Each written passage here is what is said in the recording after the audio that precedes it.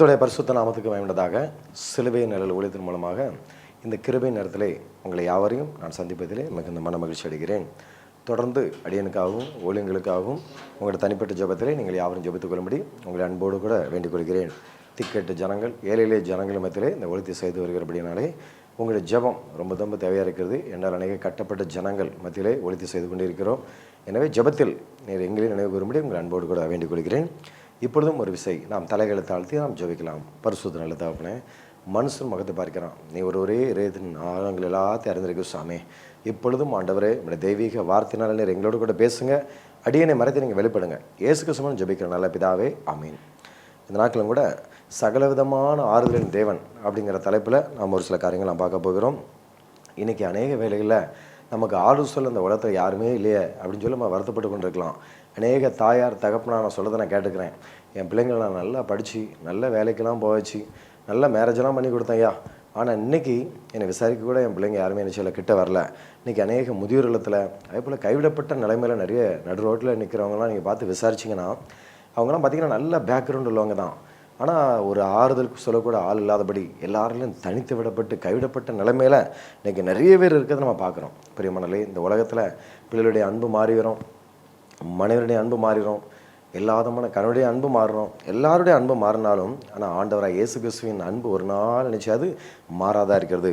அவர் ஒருவரே நம்முடைய சகல ஆறுதலின் தேவனாக இருக்கிறார். எனவே அதை பார்த்து கொண்டுங்கிற உங்களுடைய வாழ்க்கையிலும் கூட எனக்கு ஆறுதல் சொல்ல யாரும் இல்லையா, எவ்வளோ நான் துக்கப்பட்டு இருக்கிறேன், எவ்வளோ வெக்கப்பட்ட நிலைமையில் இருக்கிறேன், பயங்கரமான வேதனைப்பட்ட நிலையில் இருக்கிறேன், அவமானப்பட்டு இருக்கிறேனே, என்னடா விசாரிக்க கூட எனக்கு யாரும் இல்லையா, எனக்கு ஆறுதல் சொல்லக்கூட அந்த உலகத்தில் யாருமே இல்லையா அப்படின்னு நினைக்கலாம். நான் வசதி இருக்கும்போது, பணம் இருக்கும்போது எத்தனையோ பேர் என்னை வந்து தேடி வந்தாங்க. ஆனால் இன்றைக்கி நான் இப்படிப்பட்ட ஒரு பிரச்சனையில் இருக்கிறேன், எனக்கு கவலைப்படாதீங்க அப்படின்னு சொல்லி ஆறுதல் சொல்லக்கூட அந்த உலகத்தில் யாரும் இல்லையா அப்படின்னு சொல்லி இதை நீங்கள் பார்த்து கொண்டிருக்கலாம். இந்த உலகத்தில் ஒரே ஒரு ஆறுதலின் தேவன் யார் அப்படின்னா அவர் தான் நம்முடைய ஆண்டவராக இயேசு கிறிஸ்து ஒருவரே. அவரே நம்முடைய சகல ஆறுதலின் தேவனாக இருக்கிறார். வேதம் சொல்கிறது, கர்த்தர் மேல் அவன் பாரத்தை வைத்து விடு, அவனை ஆதரிப்பார். நீதிமான் அவர் ஒரு நாள் நினைச்ச மாட்டாராம், தள்ளாட விட மாட்டாராம். நீங்கள் எப்பேற்பட்ட சூழலிலும் உங்களுடைய பாரங்கள் எதுவாக இருந்தாலும், துக்கங்கள் எதுவாக இருந்தாலும் என்ன செய்யுங்க, ஆண்டவர் மேலே வச்சுருங்க. நீங்கள் துக்கப்படும்போது உலகமோ நிச்சயம் சந்தோஷப்படுமா, ஆனால் இங்கே துக்கப்படும்போது உலகமே சந்தோஷப்பட்டாலும் உங்கள் துக்கம் என்ன செய்யும், சந்தோஷமாக மாறும். அதுக்கு பிறகு எல்லாரும் உங்களை திரும்பி பார்ப்பாங்க. இது வரைக்கும் இவனை அற்பமாக நினச்சுமே, இவனை நினச்சி நம்ம சிரிச்சுமே கேவலமா, ஆனால் இவன் இந்த அளவுக்கு ஆசுன்றால உயர்த்தப்பட்டிருக்கிறான்னு சொல்லத்தக்கதாக அவரே உங்களை ஆசீர்வதிக்கிற தேவனாக இருக்கிறார். எனவே உங்களுடைய பிரச்சனைகள் எதுவானாலும் ஆண்டவர் மேலே பாரத்தை வைங்க. கர்த்தர் உங்களை விசாரிக்கிற இருக்கிறபடினால் உங்கள் கவலைகள் எல்லாம் நீங்கள் யார் மேலே வைங்க, ஆண்டவராக இயேசு கிறிஸ்து மேலே வைங்க. அவரே உங்களுக்கு சகல விதமான ஆறுதலின் தேவனாக இருக்கிறார். இன்றைக்கும் ஒரு 3 விதமான ஆறுதலை குறித்து நான் பார்க்க போகிறோம். முதலாவதாக கவலையில் ஆறுதல், ரெண்டாவதாக தனிமையில் ஆறுதல், மூன்றாவதாக இழப்பில் ஆறுதல் அப்படின்னு சொல்லி 3 விதமான தலைப்பில் நம்ம பார்க்க போகிறோம். முதலாவதாக கவலையில் ஆறுதல். லூக்கா 10ஆம் அதிகாரம் 41ஆம் வசனம் எப்படியாக சொல்லப்பட்டுள்ளது, மார்த்தாலே மார்த்தாலே, நீ அநேக காரியங்களை குறித்து கவலைப்பட்டு கலங்குகிறாய், தேவையானது ஒன்றே, மரியாள் தன்னை விட்டு எடுபடாத நல்ல பங்கை பெற்றுக்கொண்டாள். இன்றைக்கி நம்முடைய வாழ்க்கையில் அநேக காரியங்களை குறித்து கவலைப்பட்டிருக்கலாம். நாளை தினத்தை குறித்து ஆண்டவர் நினைச்சாத, நீ கவலைப்படாத, அந்தந்த நாளுக்கு அந்தந்த பாடு போதும் அப்படிங்கிறார். நான் ஒத்தையிலே கடந்து கஷ்டப்பட்டு இருக்கிறேன்னு அப்படின்னு சொல்லி அநேக காரியங்களை குறித்து நினைச்சாங்க, அவங்க கவலைப்படுறாங்க.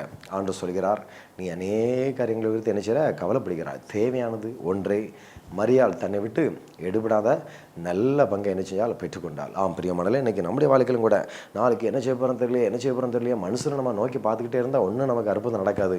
ஆனால் தேவ சமூகத்தில் காத்திருந்து கண்ணீரோடு ஜபிக்கும் பொழுது கண்ணீரோடு விதைக்கிறவன் கெம்பரத்தோடு கூட அறுவடை சேர்த்தக்கதாக அற்புதம் அதிசயமான காரியங்கள் அவர் ஒருவரே வரத்திலிருந்து நமக்கு என்ன செய்வார், திறந்தருள்வார். எனவே நம்முடைய வாழ்க்கையிலும் கூட என்ன செய்ய போகணும்னு தெரியலையேன்னு சொல்லி கவலைப்படுறதுனால நம்ம சரணம் ஒடுங்க தான் செய்யும். வியாதிகள் வரும், டிப்ரெஷன் வரும், தூக்கமே இல்லாமல் நைட்டு ஃபுல்லாக ஒரே போராட்டமாக தான் இருக்கும். எனவே எல்லா பாரத்தையும் நம்ம யார் சமூகத்தில் வைக்கணும், ஆண்டவர் சமூகத்தில். மரியாள் தன்னை விட்டு எடுபடாத நல்ல பங்கை பெற்றுக்கொண்டாள். அதே போல் நாமும் கூட தேவ சமூகத்தில் நம்ம உட்கார்ந்து அவருடைய வார்த்தைக்கு நம்ம காத்திருக்கும் போது அவர்கிட்ட ஜெபிக்கும் பொழுது தகப்பண்ட பிள்ளை சொன்ன பிறகு பிள்ளை கவலைப்பட்டுகிட்டே இருக்காது, அப்பா தான் கவலைப்பட்டுட்டு இருப்பார். ஐயோ நம்ம பிள்ளைக்கு இவ்வளோ ரூபா பீஸ் கட்டணுமே, அவன் இவ்வளோ ரூபா கேட்டிருக்கிறானா அப்படின்னு சொல்லி அதுக்கப்புறம் அந்த பாரத்தை யார் வைக்கிறா, அப்பா தான் அதை பொறுப்பெடுத்துக்கிறார். பிள்ளை ஜாலியாக நான் காலேஜ் போயிட்டு வரேன், எனக்கு இவ்வளோ ரூபா பீஸ் கட்டணும் நாளை கழிச்சு அப்படின்னு சொல்லிட்டு அப்படி போயிடுவாங்க. அதே மாதிரி தான் இன்றைக்கி நம்முடைய பாரத்தையும் கூட நம்ம ஆண்டவர் ரட்சகராக இயேசு ஒரு தகப்பனை போல் இருக்கிறார். அவருடைய சமூகத்தில் நம்ம வைக்கும்போது எல்லா காரியங்களும் அவர் பார்த்துக்கொள்வார். வேதம் சொல்கிறது, பிலிப்பியர் 4:6-7 எப்படி சொல்லுது, நீங்கள் ஒன்றுக்கும் கவலைப்படாமல் எல்லாவற்றையும் குறித்து உங்கள் விண்ணப்பங்களை சோத்திரத்தோடே கூடிய ஜெபத்தினாலும் வேண்டுதலாலும் தேவனுக்கு தெரியப்படுத்துங்கள். அப்போது எல்லா புத்திக்கும் மேலான தேவ சமாதானம் உங்கள் சிந்தனைகளையும் கிறிஸ்து இயேசுவுக்கால் என்னச்சையும் காத்துக்கொள்ளும் அப்படின்னு சொல்லி நம்ம பார்க்குறோம். பாருங்கள், எல்லா புத்திக்கும் மேலான தேவ சமாதானம் உங்கள் சிந்தனைகளையும் கிறிஸ்து இயேசுக்களாக என்ன செய்யுமா காத்துக்கொள்ளும். அவர் பெரிய சமாதானம். ஏன்னா நம்ம இருதயம் அலைக்கழிச்சிட்டே இருக்கோம், என்ன பண்ண போகிறோன்னு தெரியலையே, என்ன நடக்க போகிறேன்னு தெரியலையே, நீ அவ்வளோதானே நம்ம வாழ்க்கை முடிஞ்சு போச்சா அப்படிலாம் நம்ம நினச்சிட்டு இருப்போம். ஆனால் சோத்திரத்தோடு கூட ஆண்டவர் சம்மதம் நம்ம ஏறெடுக்கும் போது, ஆண்டவரை நீர் பார்த்துக்கொள்ள போயிரு, ஆண்டவரே யெகோவா ஈரே நீர் எல்லாத்தையும் நீர் பார்த்துக்கொள்ள போயிரு ஆண்டவரே அப்படின்னு சொல்லி நம்ம ஆண்டவர் சமத்தில் சோத்திரத்தோடு கூட ஆண்டவர் எல்லாத்தையும் எனக்காக செய்து முடிப்பார்.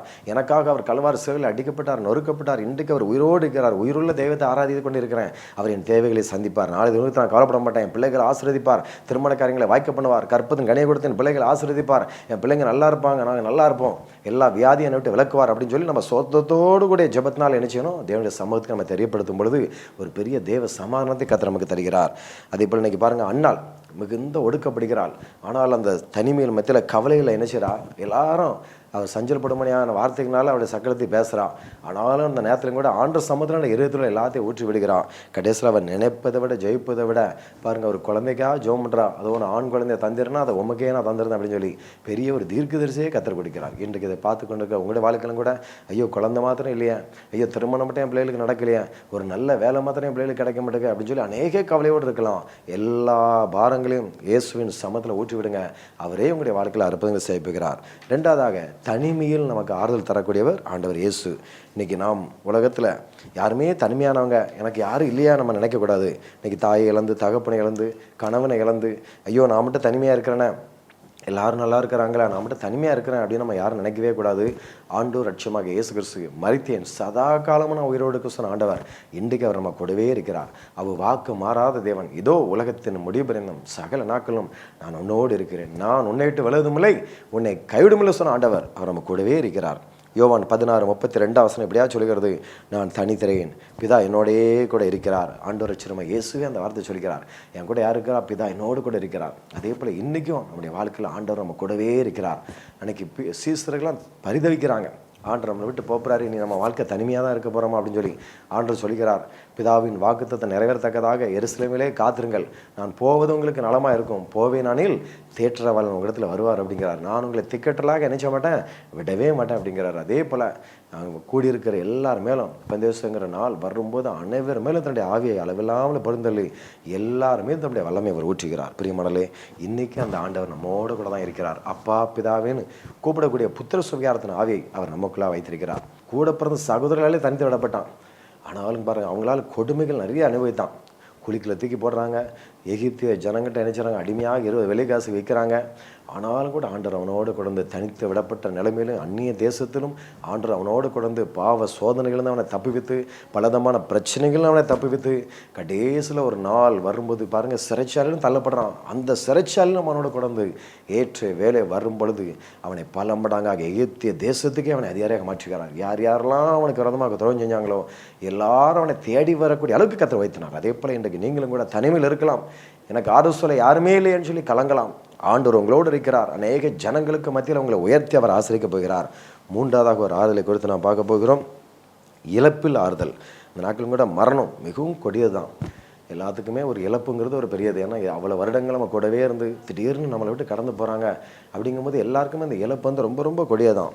ஆனாலும் கூட பாருங்கள், அநேக நாட்களாக சின்ன வயசுலேயே நிறைய மாரடைப்பு, நிறைய பேர் இறக்கிறத நம்ம பார்க்குறோம். 40 வயசு 45 வயசு பிலோ 50 எல்லாருமே நிறைய ஜனங்கள் அப்படி மறிக்கிறத நம்ம பார்க்குறோம். என்னையா நேற்று வரைக்கும் நல்லா தானே இருந்தாங்க, இன்றைக்கி இறந்துட்டாங்களான்னு சொல்லி ரொம்ப ஷாக்காக இருக்குது. சமீபத்தில் கூட பார்த்திங்கன்னா நிறைய விபத்துகள், 28 வயசு 25 வயசு அதெல்லாம் இழக்கும்போது பாருங்கள், பெற்றோருக்கு எவ்வளோ வேதனையாக இருக்கும். அந்த உலகத்தில் வாழ்கிறதே பிள்ளைங்களுக்கு அவதனையா, என் பிள்ளையே என்னை விட்டு போயிட்டாங்களே, இனிமேல் என்னை யார் ஆறுதல் படுத்துவா, நான் அந்த உலகத்தில் ஏன் இருக்கணும்னு எனக்கு தெரியல அப்படின்னு சொல்லி எத்தனையோ பேர் நம்ம கண்ணீரோடு கூட இருக்கிறோம். பிரியமான அந்த இழப்பில் மத்தியிலும் கூட நமக்கு ஆறுதலின் தேவன் யார் தான்? இயேசு ஒருவர் தான். இன்றைக்கி எனக்கு யோபு வாழ்க்கையிலும் கூட எல்லாத்தையும் இழக்கிறான், பிள்ளைங்களை இழக்கிறான், சொத்து சோதை இழக்கிறான். ஆனால் அந்த நேரத்துலையும் அவன் சொல்கிற வார்த்தை, கர்த்தர் கொடுத்தார், கர்த்தர் எடுத்தார், அவருக்கே ஸ்தோத்திரம் அப்படிங்கிறான்.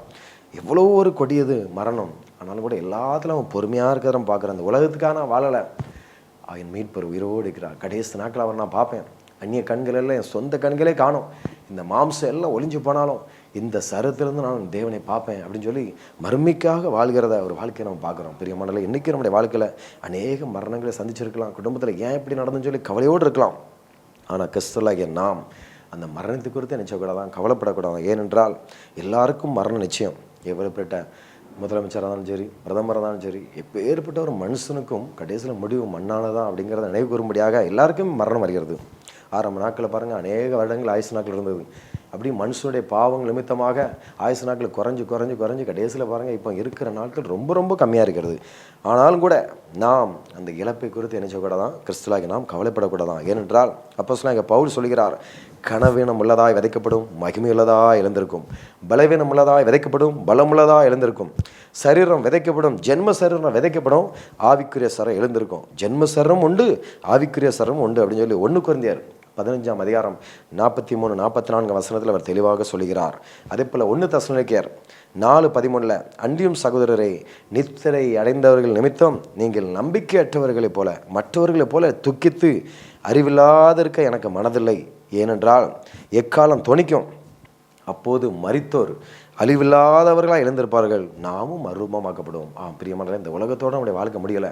இந்த உலகத்தில் குறிப்பிட்ட நாட்களில் ஐயோ நம்மளை விட்டு என் பிள்ளை போயிட்டேன், என் குடும்பத்தில் என் தகப்பனார் போயிட்டாங்களே, ஐயோ என் குடும்பத்தில் நான் தனிமையாக இருக்கேன்னு எல்லாரும் இழந்து நான் நிற்கிறேன் நம்ம நினைக்கலாம். இந்த உலகத்தோடு நம்முடைய வாழ்க்கை முடியலை. அதுக்கு பிறகு தான் மேலான ஒரு வாழ்க்கை இருக்குது. நித்திய ஜீவனை கத்தர் கொடுத்து சதா காலங்களும் நம்ம பல்லாண்டு வாழும்படியாக, ஆயிரக்கணக்கான வருடங்களை வாழும்படியாக, தெய்வனோடு கூட நிலைத்திருக்கும்படியான அப்படிப்பட்ட ஒரு வாழ்க்கையை பாருங்கள், அதுக்கு பிறகு தான் இருக்குது. எனவே இந்த உலகத்தில் இருக்கிற வரைக்கும் வரும்போது நம்ம ஒன்று கொண்டாடல, போகும்போது ஒன்று கொண்டாடல. அன்பை தவிர அந்த உலகத்தில் எதுவுமே இல்லை. எனவே இருக்கிற வரைக்கும் நம்ம நாட்கள் என்றைக்குனாலும் முடியலாம். ஒருவருக்கு ஒரு அன்பாக இருப்போம், எல்லாரையும் நேசிப்போம். கர்த்தர் நம்மளை ஆசீர்வதிப்பார். கணவர் கிடையாது, ஏழை தாய், ஒரே ஒரு மகன் தான், ஒரே ஒரு பிள்ளை. அவனும் பார்த்திங்கன்னா ஒரு விபத்தில் இறந்துட்டான். அதுக்கப்புறம் அந்த அம்மா ரொம்ப துக்கித்து வேதனைப்பட்டு, இந்த உலகத்துலாம் ஏண்டவரே இருக்கணும், இனி எடுத்துக்கிடுங்க அப்படின்னு சொல்லி அநேகம் முறை கண்ணீர் விட்டு அழுது எத்தனையோ பேர் ஆறுதல் சொன்னாலும் கூட அந்த அம்மாவுக்கு முடியலை. என் ஒரே பையனை இழந்துட்டான், இனி எதுக்கு நான் உயிரோடு இருக்கணும் அப்படின்னு சொல்லி பயங்கர வேதனையோடு இருக்கும்போது ஒரு நாள் ஆண்டவர் அந்த தாயார் எப்படி ஆறுதல்படுத்துகிறா பாருங்கள். ஒரு தரிசனத்தை கொடுக்குறாரு. அந்த தரிசனத்தில் நிறைய ஒரு பரலோகத்தில் பார்த்திங்கன்னா ஒரு பயங்கரமான பிரகாசமான ஒரு இடம், கண்ணை பறிக்கிற அளவுக்கு பயங்கரமான பிரகாசம். அதில் அநேக பிள்ளைங்கள் ஆவலோடு சந்தோஷமாக ஓடி விளாண்டுக்கிட்டு இருக்கிறாங்க. அதில் அந்த அம்மா என் பையன் எது நிற்கிறானான்னு சொல்லி வேகமாக பார்க்குறாங்க. ஒவ்வொரு இடமா பார்க்குறாங்க, பையனை காணோம். ஐயோ என் பையன் அப்போ பரலோகத்துக்கும் போலியா அப்படின்னு சொல்லி பார்த்துட்டு நேரம் பார்த்து ஒரு முக்கில் அந்த பையன் நின்று தண்ணியை கோதி ஒரு தொட்டிலேருந்து ஊற்றிக்கிட்டே இருக்கிறான் கைட்டை. உடனே ஐயோ என் பையன் எங்கே இருக்கிறான் அப்படின்னு சொல்லிட்டு உடனே அந்த பையன்கிட்ட போய் பேசுகிறாங்களாம். இல்லை பாருங்கள் தரிசனத்தில். உடனே ஏன்பா எல்லாரும் சந்தோஷமாக ஓடி ஆடி விளாண்டுட்டு இருக்காங்க, நீ மட்டும் ஏன் துக்கத்தோடு இதில் உட்காந்துருக்கிற, நீனும் அவங்க கூட சேர்ந்து விளையாட வேண்டியது தானே அப்படின்னு சொல்லி சொல்லும்போது அந்த பையன் சொன்னானா, அம்மா நீங்கள் அங்கே துக்கத்தோடு இருக்கிற வரைக்கும் என்னையால் அங்கே சந்தோஷமாக இருக்க முடியாது. நான் அந்த ஊத்துறேன் பாருங்கள், இது தண்ணி இல்லை, உங்களுடைய கண்ணீரை நான் ஊற்றிக்கிட்டு இருக்கிறேன். நீங்கள் இதெல்லாம் மறந்து நீங்கள் ஆறுதலாக இருக்கும்போது தான் நாங்கள் சந்தோஷமாக அவங்க கூட விளையாட முடியும். உங்கள் கண்ணீர் என்னை தடுக்குதுமா அப்படின்னு சொல்லி சொன்னானா. அதுக்கு பிறகு ஐயோ என் பிள்ளை பரலோகத்தில் இருக்கிறான், இனிமேல் நான் இதை நினச்சி கவலைப்பட மாட்டேன்பா அப்படின்னு சொல்லி அதுக்கு பிறகு பாருங்கள் ஆண்டவர் அந்த தரிசனத்தின் மூலமாக அந்த அம்மாவுக்கு ஒரு ஆறுதலை கற்றுக் கொடுத்தாராம் எனக்கு. எனவே நீங்கள் இன்றைக்கி தனிமையோடு கூட இருக்கலாம், ஆறுதல் இல்லாமல் எல்லாத்தையும் இழந்து இருக்கலாம், அநேக கவலையோடு இருக்கலாம். எல்லாத்தையும் மாற்றக்கூடிய தேவன் நம்ம கூட இருக்கிறார். நாம் ஒரு தலைகளை தாழ்த்து நாம் ஜெபிக்கலாம். பரிசுத்தம் நல்ல தகப்பனே, நீங்கள் ஒருவரே சகல ஆறுதலின் தேவனப்பா. அந்த நாட்களும் கூட என்னை ஆறுதல்படுத்தக்கூட இந்த உலகத்தில் யாருமே என்னை விசாரிக்க யாருமே இல்லைன்னு சொல்லி அழுகையோடு துக்கத்தோடு கண்ணீரோடு கூட குடும்பத்தில் அநேக காரியங்களை இழந்த நிலைமையில் அதை பார்த்து கொண்டிருக்கலாமாப்பா. நீர் இழப்பில் ஆறுதல் தேவனாக இருக்கிறீர், தனிமையில் ஆறுதல் தேவனாக இருக்கிறீர். ஆண்டவர் நீர் சகலவிதமான ஆறுதல் தேவனாக இருக்கிற ஐயா. ஆண்டவர் யார் யார் படிப்பை குறித்து கவலைப்பட்டிருக்காங்களோ, எக்ஸாம் வரப்போகிறது, எப்படி எக்ஸாம் எழுத போகிறோமோன்னு சொல்லி தெரியும் சொல்லி அநேக பயத்தோடு கலக்கத்தோடு இருக்கலாம். கர்த்தர் மேல் ஒன்று பாரத்தை வைத்து விட என்று வார்த்தைப்படி எல்லா பாரங்கள், துக்கங்கள், வேதனைகள், திருமணத்தை குறித்த, கற்பத்தின் கனியை குறித்த, வியாபாரத்தை குறித்த, தொழிலை குறித்த, ஆண்டவரே கோர்ட்டு கேஸை குறித்த எல்லா கவலைகளையும் கர்த்தர் நாட்களை மாற்றிப்படுவீராக. ஆண்டவரே மலையை போல இருக்கிற எல்லா பிரச்சனையும் பனியை போல மாறப்படுங்க. உடைய நாம மயப்படுவதாக இயேசு கிறிஸ்துவின் ஜெபிக்கிற நல்ல பிதாவே, ஆமீன். கர்த்தர் தாமே உங்களை ஆசீர்வதிப்பாராக. ஆமீன்.